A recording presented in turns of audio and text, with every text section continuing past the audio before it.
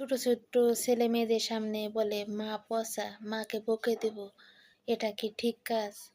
ছোট, ছোট ছেলে-মেয়েদেরকে যেমন শিক্ষায় শিক্ষিত করা হয় তারা তেমনই শিখে। তাদের মনে ধারণা হয়, আমার মাটা অনেক খারাপ। সবাই বলে, দাদা বলে, ফুফু বলে, মামা বলে, খালা বলে।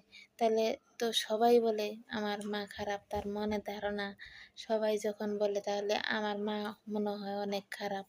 কিন্তু আমাদের কি এটা উচিত? মোটেও উচিত না। আমাদেরকে তার সঠিক পথ চলার আদেশ দিতে হবে।